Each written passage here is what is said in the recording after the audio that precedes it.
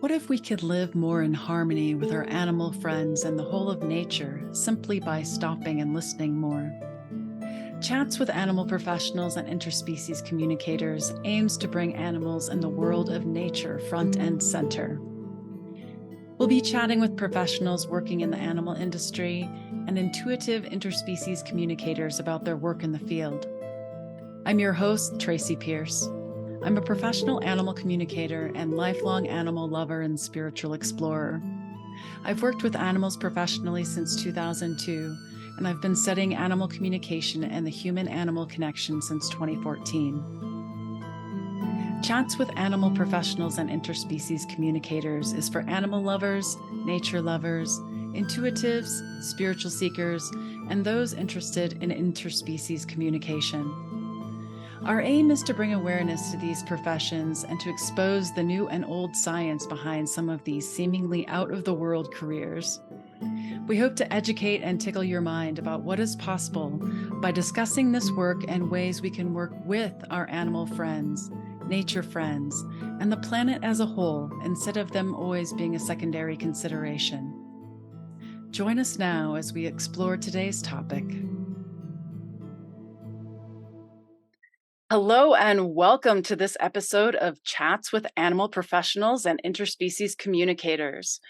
Today, our guest is Dr. Angie Krause, and our topic is holistic veterinary care. Dr. Angie is a holistic veterinarian based in Boulder, Colorado. She is the owner of Boulder Holistic Vet and Natural Cat Vet. Her mission is to empower pet parents to become medical advocates for their pets.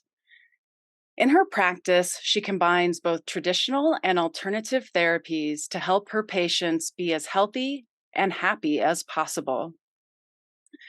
Dr. Angie's journey to become a veterinarian started over 35 years ago when her mother brought home a black kitten. Naturally, she named him Pinky. During Pinky's first visit to the vet, she knew immediately veterinary medicine is where she was meant to be. In 2007, she graduated from Texas A&M University with a doctorate of veterinary medicine. She then furthered her studies by traveling to China to study traditional Chinese veterinary medicine and is certified as a veterinary acupuncturist and canine rehabilitation therapist. Serving animals and the people that love them is her great joy. Over the years, her patients have taught her that spending time with the people and creatures we love, eating good food, the healing powers of naps, and the necessity of daily play are truly what's most important in life. Dr. Angie, welcome to the show. Thank you so much. It's so good to be here. And I am joined by my two kittens that will be causing all kinds of commotion. They will appear on camera because they're just interesting. So I'm so happy to Excellent. be here. I love it when our animal friends decide to join us in on the session. So that's great. Oh, there's a tail right now. Yep. It's inevitable. And I love them with me. Excellent, excellent. Well, we talked a little bit about your background in your bio, but I wonder, is there anything else that you would like listeners to know about you and how you came to do this work that you're doing? Yes, I got to integrative medicine and loving holistic medicine because I had my own health struggles, and I think most people that seek integrative care for their pets have used it and found success for themselves. When I was 18, I got diagnosed with chronic fatigue syndrome after having mono, and I was told that I would just be tired for the rest of my life, and so I had to seek other modalities to heal myself. And I'm happy to say that I was not tired for the rest of my life so far. And I think that's important because people often feel like Western medicine has either just fallen short or our medical system has failed them. And so I think that's a really important piece. I can definitely relate to that. I've had my own health struggles and worked with alternative medicine, and that's kind of what led me to bring my pets in on that as well. So I think that's a Yes. really important point that you make there. Now, you refer to yourself as a holistic vet. So, could you talk to us a little bit about how holistic vet care differs from traditional vet care? Yes, traditional vet care is usually just it encompasses what we learn in school, and there's a huge focus on evidence-based medicine, which I think is really good. And I use traditional, I'm a traditionally trained vet and I use that, but I do expand beyond that. We do have all these other modalities that maybe don't have the big peer review double blind studies. And so we have a lower level of evidence to support it.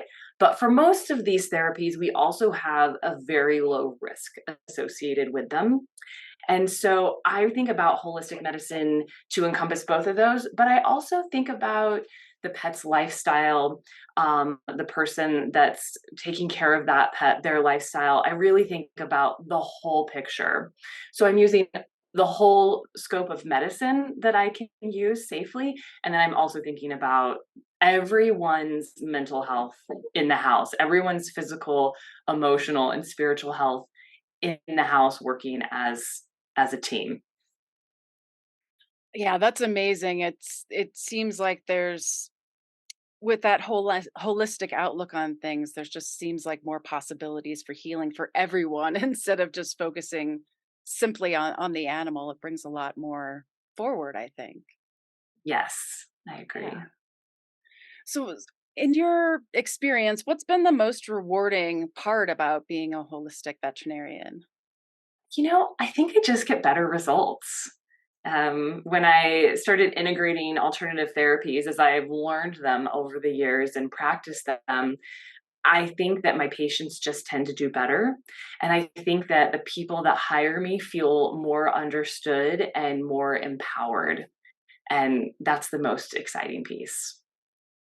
Yeah, I can see how that would be the case and the result that would happen looking at this in this more fully holistic way. Yes. So you have some different alternative modalities that you offer through your practice. Was there something special about the particular modalities that you offer that drew you to study them? Well, when I first got out of school, I was doing physical medicine and rehabilitation. And I thought, well, everyone that's doing this is doing some kind of acupuncture. And I didn't really intend on really caring about Chinese medicine. I just felt like that was the next step. If you go to a physical therapist, they're going to dry needle you. And so I thought that's kind of what I was learning.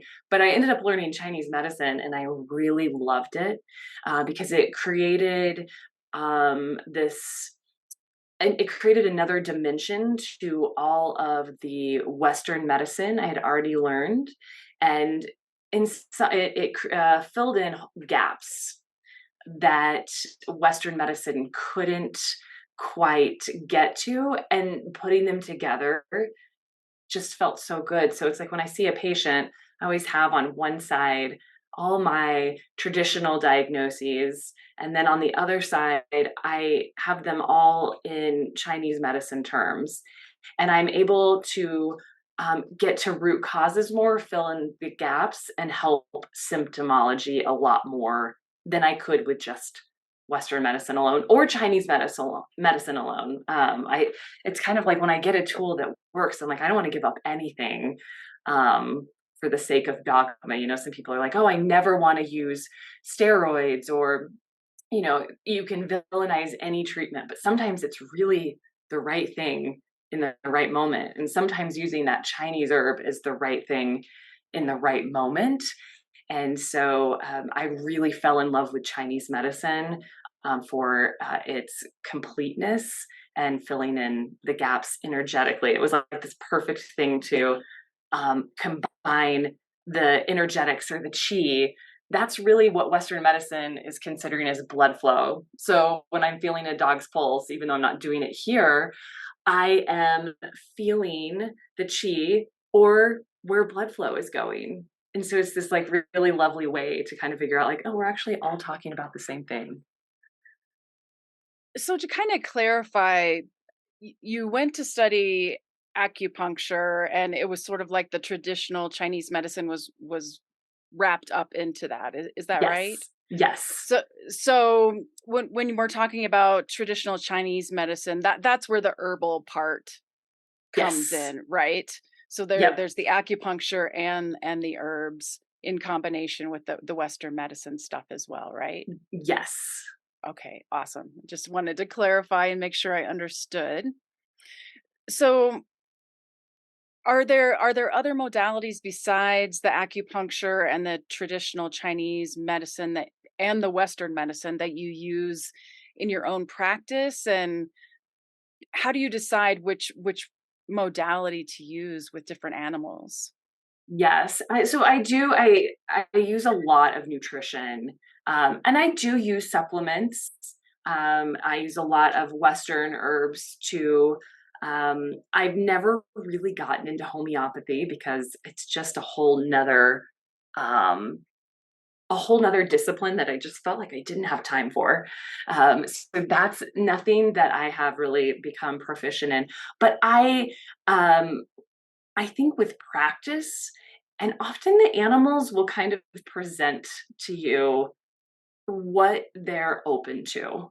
And that sounds from a veterinarian kind of woo woo. But if you think about a dog that is, maybe more fearful, there are certain therapies that he's going to be open to and maybe not. And there are certain things that people that take care of these pets are open to and not. So, and then there's lifestyle. Some cats are never going to take a supplement every day. So sometimes logistics help you figure it out. Sometimes I use experience, like, oh yeah, that never works. Like this works instead. Um, and sometimes it is just trial and error where I think, okay, I'm gonna try this for these reasons, and then I kind of move down the line. So it sounds like in some cases, at least with the trial and error stuff, you might be using a bit of your own intuition. Like, okay, it feels like this particular modality might or this method might fit well with this pet. And do you have a list that you kind of go down, or is it partially intuition you're working with as well? I think so. I think it is intuition, and then the repetition of just seeing so many cases and knowing, like, yeah, every time I prescribe this treatment, like, no one can actually do this. Like, a good example is something that needs to be given 3 times a day. Um, it's just probably rarely going to happen. And so if the success of the treatment is that it's going to be given 3 times a day, maybe not. Although if someone's home all the time, and I have people that come to me with spreadsheets, like they would do something 6 times a day. But for the working parent with 3 children who's trying to treat their dog, then they're probably not going to be able to do that. And that's kind of a very like crude example. And I think that there are other ways in which I use my intuition where I think, okay, especially with Chinese medicine, I think this herb is probably not going to work, even though the textbook might say it would. Okay, yeah, that makes sense to me. Now, it's my understanding that you're primarily a home visit vet. Is that right? I am, yes. Okay. So what led you to decide to do home visit care instead of having an office where your animals come in and visit you there? Well, after I had children, after my first child, I just couldn't figure out how to operate in a clinic all day long. The clinic hours are so long, and you're trying to cram so much in, back to back appointments and surgeries. And it just didn't feel conducive. I was so tired at the end of the day, and I just thought, I'm not going to be able to pull all this off. So I kind of accidentally had a house call practice with acupuncture as I would leave one clinic or move. People would follow me. They wanted me to do acupuncture. So I already had that going where I was going to people's homes. And so I just transitioned into um, making house calls. And it works out much better for me because I'm an introvert. Even though I'm outgoing, I like to spend more time than 15 minutes in an exam room. And so this way it's so much more fulfilling because I get to be in someone's living room and I'm gathering so much more information about the layout of the house, the energetics of the house, how the different animals are interacting. Um, can they jump up on the couch? Do they seem safe? Are they guarding the door? Like all these things that I wouldn't get in an exam room. And I've really grown to love that aspect. So do you exclusively do house calls, or do you still have a clinic that you do I surgeries or don't have a anything like clinic. that? No Okay. clinic. Yeah. All right. So you've talked a little bit about this already, but I wonder if you might want to expand a bit more about how holistic vet care and traditional vet care can really complement each other. Oh, yes. I think they absolutely go together at different times. And I think for most cases that I treat, I'm using both. There are some cases, like, for example, hyperthyroidism in cats, that's a slam dunk for Western medicine. Like, we've figured out how to just cure it. And so in that case, I'm like, let's not do anything else. Let's just do the thing that works really well. But if something else like Cushing's disease in dogs, I actually have better luck with diet and Chinese herbs than anything else. And so I'll tell people like, yeah, we can do these Western treatments, but for the most part, they don't seem to be as effective as what I can do. And then we have other areas like I would say autoimmune disease is a perfect example where you put the two together. We have to save our pets. We have to save their lives with these immunosuppressive drugs like steroids, but then we can come in with Chinese medicine and hopefully either get them off or stabilize them or get to the root cause. I guess I've seen in my own animals too how working with both actually was very complementary. And yeah, I think at the end of the lives of our most recent cats that we were really doing the holistic and the traditional together and just had really great results. So I know that Yes. was one of the reasons I really was interested to talk with you, is because I've seen this for myself, how well it can work. So Yes, absolutely. I would not give up. I know some holistic veterinarians say I'm not going to do any Western medicine, but I wouldn't give it up. I wouldn't give up anything that works. mhm.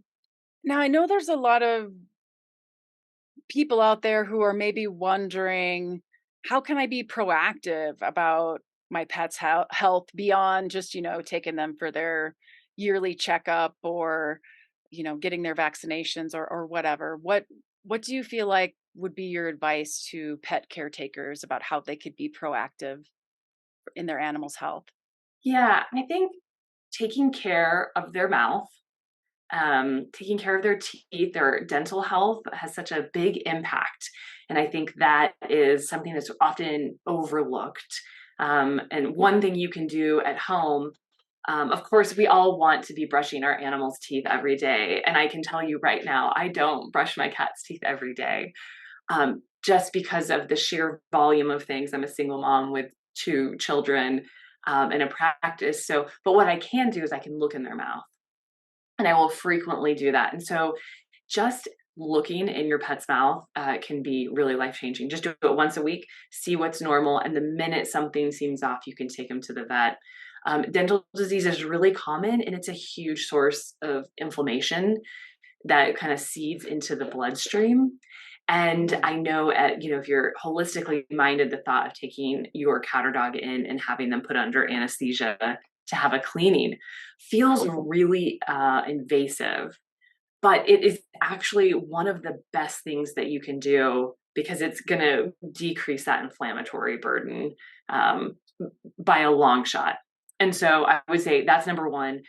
Number two is just feed them the best food that they'll eat and that you can afford, and it works with everyone's lifestyle. And so um, that I would say is such a great investment to decrease the likelihood of chronic disease in the future. Yeah, and I remember I did one of your classes with you about the nutrition, and I think that one I did was specifically geared towards cats, but I remember how important you were talking about the nutrition aspect is where, sometimes it's just easy to give them a scoop of kibble, twice a day, but there's so much more to it than that, especially it seems like cats in particular. We're learning a lot more about cats and their nutrition recently.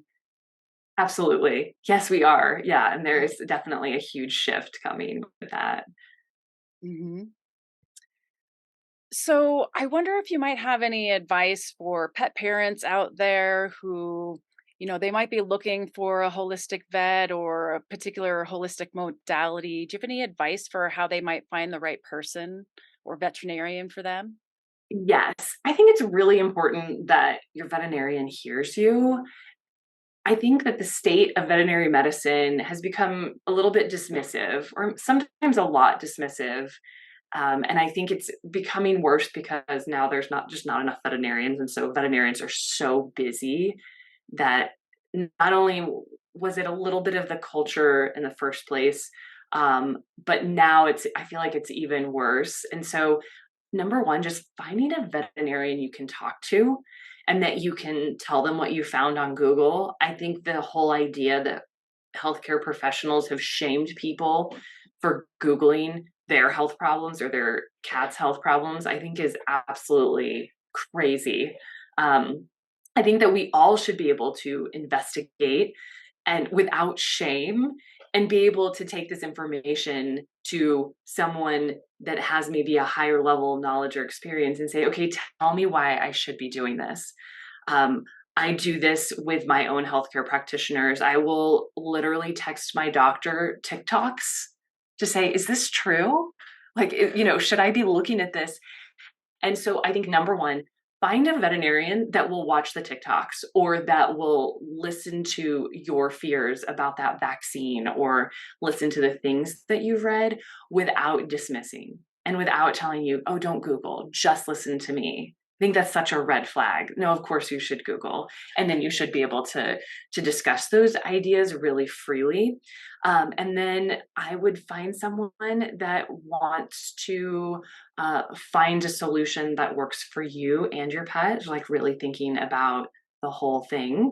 Like if someone came to me and said, okay, you can't, I do feed my cats filtered water, but sometimes veterinarians will come with these like really outlandish kind of recommendations that are super isolating.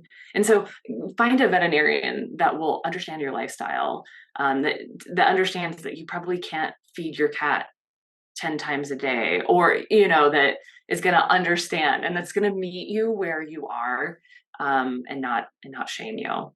So I'd say those would be the most important things for any veterinarian, but especially your holistic vet.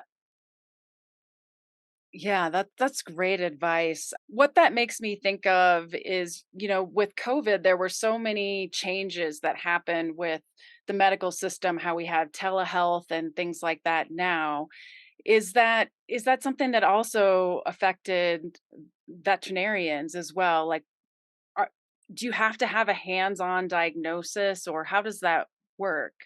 Yeah, so for a while during COVID, the state of Colorado lifted that for us, and I was able to prescribe to pets I hadn't seen before, had that doctor-patient relationship. And now of course, they've lifted that. But telemedicine is creeping in, whether any of the regulating bodies want it there or not. It's creeping in, and we're, I think, as a profession, trying to navigate it and use it. And we're going to have to because there's just not enough veterinarians. And so more people need to be able to send a picture of their dog's eye and say, do you need to see me today? Based off of that information. I think that's going to become really important. I do a lot of telemedicine now, and I've also started consulting people that are not even in my state. I'm not their veterinarian and I can't prescribe to them, but what I'm doing is helping people get organized. So they'll say, okay, I saw this doctor, and then I have these things, and what do I do with all of this? And sometimes people just need to get organized and to have a medical advocate. And so it's kind of like coaching, like, oh, I would probably go see this internist and have them do this, or it's time for an ultrasound. And maybe their veterinarian already said that, but veterinary clinics are just so stretched to capacity that sometimes I think people are needing just more one-on-one care, more hands-on care to help them through some of these really complicated diagnoses. That's interesting. I wasn't aware that there was such a shortage of veterinarians. So it'll be interesting to see how that kind of evolves and changes over time. It seems like COVID really did a lot of changing to the medical systems kind of overall during that time. And it seems like here in 2023, we're still kind of feeling the effects of all that and other things that can still shift and change. So I understand that you do phone or Zoom consults in addition to the home services like you were Mhm. talking about before. So you cannot at this moment cannot prescribe anything like Western medication wise without a Mhm. hands-on visit. That's right. Right. That's Okay. correct. But you can do the consult, get helping people get organized, or perhaps doing the traditional Chinese medicine, or do you have to have hands-on for that too? There are a few moments where you could probably be pretty sure about the formula, or I could. And so sometimes that could happen. But a lot of that I still would need to do a good job. I would need a hands on diagnosis. But that might be a time where I would say, okay, let me help you find a practitioner in your area that can do the tongue and the pulse diagnosis and kind of get them settled or point them in the right direction. Yeah, and I think too, like they could be complex depending on where people live because they may not have access to holistic modalities. So just being able to point them in the right direction could obviously be so helpful. If listeners were interested to do a holistic health consult with you, what would they need to know beforehand?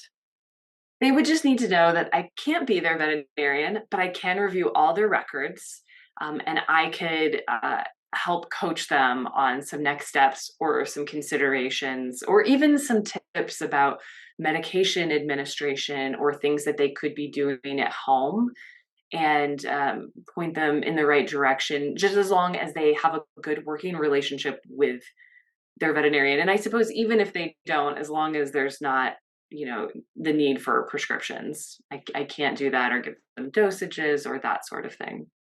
Okay, that's really good to know. So I think that the first way I met you was I was on your email list and saw that you were offering some online classes, and I think I've taken 3 or 4 of those and it was really awesome.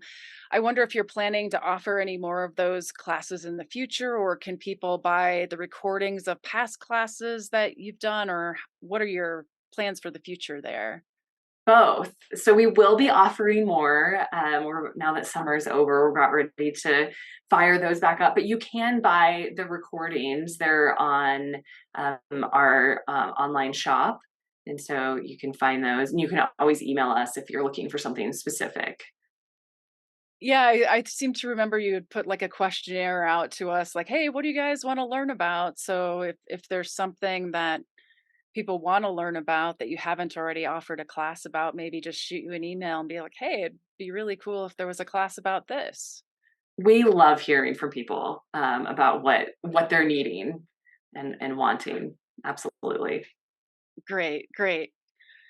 Well, thanks so much, Dr. Angie, for being here with me today. Is there anything else that we haven't already touched on that you feel like you want to add to the conversation? I think we just want people to feel empowered to get the information that they need to make medical decisions for their pets. And so I want people to pay attention to how they're feeling, and I want them to reach out for help, whether, if they're feeling scared, I want them to be able to link up with a practitioner that can walk them through whatever their concerns are. And if they're feeling overwhelmed, finding someone that can help them get organized. And I think that is my wish for everyone. And I want everyone to know that they deserve that, even if the veterinary profession isn't always supportive of that feeling. Great. That's a really wonderful note to kind of leave things on. I really appreciate all the work that you're doing, Dr. Angie. I wonder if our listeners wanted to learn more about you and your work, maybe get in touch. What would be the best place for them to go for that? They can go to my website, boulderholisticvet.com. We're also on Facebook and Instagram and TikTok. And so they can come hang out with us there. They can send us an email. My email address is Angie@boulderholisticvet.com. It's also on the website. But we'd love for you to be in touch. We answer all the emails. Sometimes it takes a couple days for us to get back to you, but we will answer you. And we'd love to hear from you. Awesome. Well, thanks again, Dr. Angie, for being here today. It was so wonderful to connect with you. Yeah, thanks for having me. It was really fun. Thank you, dear listener, for tuning in today. I hope you find yourself tickled and considering what else is possible when we decide to listen in different ways. Your animal and nature friends want to communicate with you. Are you ready to listen? If you found this podcast valuable and would like to support us, please use the donation link in the show notes to make a donation. Thank you so much for your support. If you're an animal professional or interspecies communicator and would like to be a guest on the show, please send an email to hi, that's hi, @tracy-pierce.com. Music is courtesy of Fesleyan Studios. All links we mention will be provided in the show notes for this episode. If you found this show informative or helpful, please consider leaving us a rating or review wherever you listen to your podcasts.